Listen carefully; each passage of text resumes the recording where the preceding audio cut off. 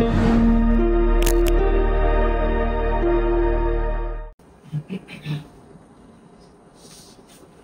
Pro use করেন তাহলে তো সমস্ত টেমপ্লেট গুলো ইউজ করতে পারবেন, আর যদি ফ্রি ক্যানভা ইউজ করেন তাহলে শুধু যেগুলো টেমপ্লেট ফ্রি শুধু সেগুলোই কাস্টমাইজ করতে পারবেন।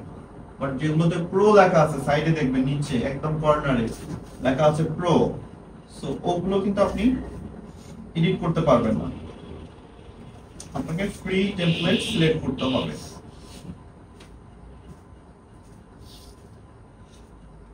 ওকে, সো আমরা একটা টেমপ্লেট সিলেক্ট করি। ধরেন এই যে এই টেমপ্লেটটা আমি সিলেক্ট করলাম,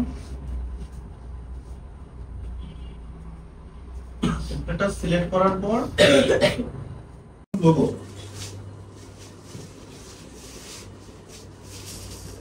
ফ্যাশন লোগো ডিজাইন যখন আমি এটা সার্চ করেছি আমার এখানে ফ্যাশন রিলেটেড লোগো গুলোই চলে এসেছে। এখন আমি এখান থেকে যে কোনো একটা লোগো পছন্দ করে আমি চাইলে কাস্টমাইজ করে তৈরি করে নিতে পারবো।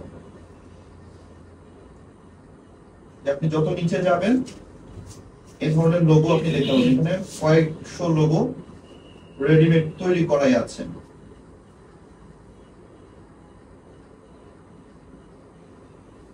সবগুলো কিন্তু মানে আপনার লোগোর কালারটা কেমন হলে ভালো হয়, উনি যদি কালার বলে দেন তাহলে তো ওই কালারই দিবেন, আর যদি কালার বলে যে না আপনি আপনার মতো করে একটা ডিজাইন করেন তাহলে আপনার মতো করে কালার দিয়ে ডিজাইন করতে পারবেন। সো এটা এডিট কিভাবে করব, জাস্ট নামের উপর টাচ করলেই নিচে দেখেন এডিট অপশন রয়েছে, এডিট নিচে এই এডিটে ক্লিক করলে আপনি এটা এডিট করতে পারবেন। তো এখানে আসার পর আপনি যা মন চায় আপনার ব্র্যান্ডের যা নাম আপনি সেটাই দিতে পারবেন। ধরেন আমি যদি এখানে দিই যে